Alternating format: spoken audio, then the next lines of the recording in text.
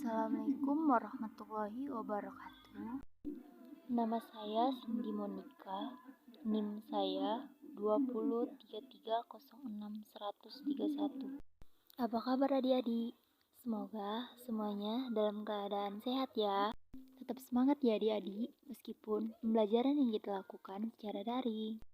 Semoga tidak menyulitkan kalian untuk mengikuti pembelajaran hari ini ya. Baiklah, pertemuan kali ini kita akan membahas tentang teks eksplanasi. Jadi, teks eksplanasi adalah teks yang menjelaskan tentang proses terjadinya atau terbentuknya suatu fenomena alam atau sosial, ilmu pengetahuan, budaya, dan lainnya. Pada teks eksplanasi, sebuah peristiwa timbul karena ada peristiwa lain sebelumnya dan peristiwa tersebut mengakibatkan peristiwa yang lain sesudahnya.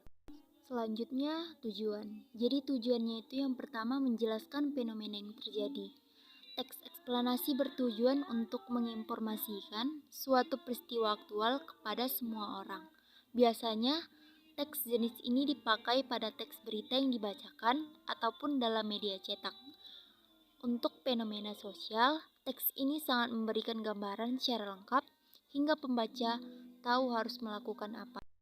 Yang kedua, menjelaskan sebab akibat suatu peristiwa. Tujuan utama pembuatan teks eksplanasi adalah menjelaskan sebab dan akibat suatu peristiwa. Apa yang menyebabkan suatu peristiwa besar itu terjadi sehingga mengundang banyak perhatian orang. Adakah faktor internal dan eksternal yang menyebabkan peristiwa itu hingga menyebabkan dampak yang sangat luas. Terus selanjutnya ciri-ciri. Jadi yang pertama itu strukturnya terdiri dari pernyataan umum, sebab akibat, dan interpretasi. Teks eksplanasi pasti memiliki struktur pernyataan umum, sebab akibat, dan interpretasi. Pernyataan umum mengenai peristiwa yang terjadi ditopang dengan sebab akibat dan diinterpretasikan dengan analisis mengenai peristiwa tersebut sebagai kesimpulan terakhir untuk menegaskan. Yang kedua, informasi berdasarkan fakta dan data. Penjelasan harus disertai dengan segala bentuk data akurat yang didapatkan. Data tersebut bisa diperoleh dari hasil penelitian wawancara, observasi, ataupun referensi buku, berita, dan sejenisnya. Data dalam teks eksplanasi ini harus bersifat fakta, nyata di lapangan. Oleh karena itu, teks jenis ini selalu berkaitan dengan peristiwa yang nyata. Yang ketiga, bersifat objektif. Teks eksplanasi harus bersifat objektif. Jangan hanya ada dalam keadaan tanpa data dan fakta. Tidak diperbolehkan hanya melakukan khayalan atau perspektif belaka meski didukung bukti realitas ini. Yang keempat, membahas mengenai pengetahuan dan peristiwa. Teks eksplanasi bukan hanya sekedar teks cerita tanpa tujuan yang jelas. Namun teks jenis ini hanya memberikan suatu informasi dan pengetahuan yang akan dipaparkan sesuai dengan peristiwa yang terjadi beserta proses sebab akibatnya. Jangan memasukkan unsur subjektivitas pada teks jenis ini kecuali sebagai pendapat didasarkan analisa yang tepat. Yang kelima, bersifat informatif. Teks eksplanasi harus bersifat memaparkan data, menjelaskan informasi secara nyata, tanpa bersifat menggurui dan mendoktrin. Kaidah kebahasaan yang pertama, fokus pada hal yang bersifat umum, bukan partisipan manusia, contoh tsunami, banjir, gempa bumi, kerusakan, dan lain-lain. Yang kedua, menggunakan bahasa baku dan ilmiah. Yang ketiga, lebih banyak menggunakan verba material dan rasional atau kata kerja aktif. Yang keempat, menggunakan konjungsi kronologis atau hubungan waktu dan kausalitas. Yang kelima, menggunakan kalimat pasif atau kalimat yang subjeknya berperan sebagai korban yang dikenai suatu tindakan, atau predikat pada kalimat inti biasanya berimbuhan di ataupun ter. Struktur. Pertama, pernyataan umum atau general statement merupakan bagian pertama dari teks eksplanasi yang isinya mengenai penyampaian topik yang akan dibahas.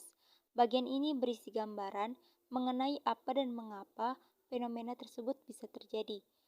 Penulisan dari pernyataan umum ini harus menarik agar pembaca mau membaca teks eksplanasi tersebut hingga selesai. Yang kedua, deretan penjelas, merupakan bagian yang sering juga disebut sebagai urutan sebab akibat dari suatu fenomena. Pada bagian ini, terdapat penjelasan yang detail dari suatu fenomena yang dibahas secara mendalam dan berdasarkan urutan waktu. Yang ketiga, interpretasi merupakan bagian akhir atau penutup dari teks eksplanasi yang berisi inti, sari atau kesimpulan dari topik atau proses yang dibahas. Contoh teks eksplanasi beserta strukturnya. Pengamen jalanan.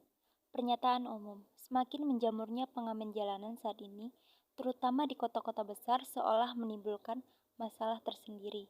Ada yang menanggapinya seperti positif, namun lebih banyak lagi yang menanggapinya secara negatif.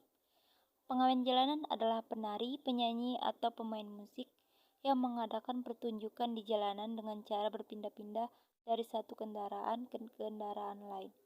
Pengamen jalanan lekat dengan simbol anak jalanan yang digambarkan dekil, kotor, nakal, kriminal, dan sebagainya.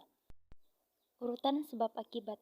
Stigma negatif masyarakat terhadap keberadaan pengamen sudah berlangsung sejak lama. Banyak faktor yang menyebabkan hal ini terjadi. Faktor tersebut antara lain karena sebagian besar masyarakat menganggap buruk profesi ini.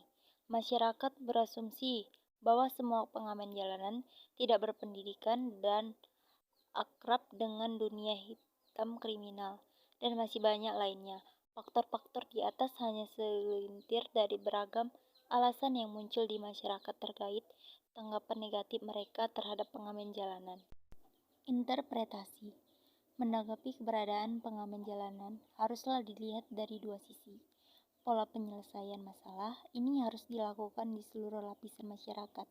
Pemerintah juga harus memegang peranan untuk mengedukasi dan membimbing para pengamen jalanan agar menjadi pribadi-pribadi yang lebih baik ke depannya. Kita sebagai masyarakat harus bersifat bijaksana. Seperti pepatah yang mengungkapkan, jangan hanya menilai buku dari sampulnya. Mungkin sudah saatnya kita menggunakan pepatah ini dalam menanggapi keberadaan pengamen jalanan di sekitar kita. Baiklah adik-adik, mungkin materi itu saja yang dapat saya sampaikan. Semoga materi ini dapat berguna untuk kedepannya. Atas perhatiannya saya ucapkan terima kasih. Billahi taufiq wal hidayah. Wassalamualaikum warahmatullahi wabarakatuh.